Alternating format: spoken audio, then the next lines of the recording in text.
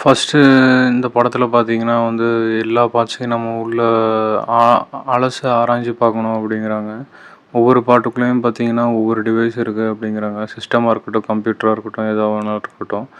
அதேமாரி நம்ம ஹீரோவோட பிரெயின்ல வந்து என்ன பண்றாங்கன்னா, இது ஆழமா, நுட்பமா வந்து ஆராய்ச்சி பண்றனால, நம்ம ஹீரோ வந்து ஒரு ரிவர்ஸ் இன்ஜினியரு. பேட்மேன்ல நடிச்சிருப்பாரு பென் அஃப்லெக் அவர்தான். ரிவர்ஸ் இன்ஜினியர்னால அவரோட பிரைன்குள்ளே வந்து ஒரு சிப்பு மதர் போர்டு சிப்பை வந்து ஃபிக்ஸ் பண்ணுறாங்க. அது ஃபிக்ஸ் பண்ணுறதுனால அவருக்கு ஃப்யூச்சரில் என்னென்னலாம் நடக்க போகுதுன்னு வந்து எல்லாமே தெரியுது. ஏன்னா ஏற்கனவே அவர் வந்து அங்கே இருந்துட்டு தான் வந்திருக்காரு. அப்புறம் வந்து இங்கே ப்ரெசென்ட்டில் பார்த்தீங்கன்னா நிறைய கொலை வந்து பண்ணுறாரு.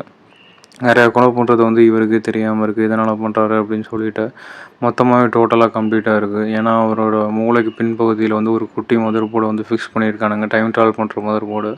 அந்த மூளையை வச்சு அந்த போர்டு மூலமாக தான் வந்து அவருக்கு முன்னாடி நடக்கிறது தெரியுது. அப்புறம் டைம் ட்ராவலும் வந்து பண்ணுறாரு பல அக்ராஸ் மைல்ஸ் கொண்டு.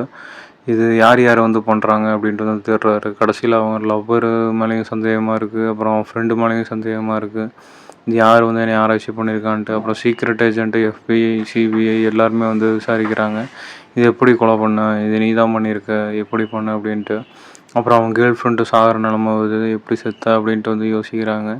சாவிடாமல் வந்து எப்படியாவது அவங்கள தடுக்கிறாங்க. அவர் பின்னாடி ஃபுல்லாக ஒரு போலீஸ் கூட்டமே வந்து துரத்திக்கிட்டு இருக்கு.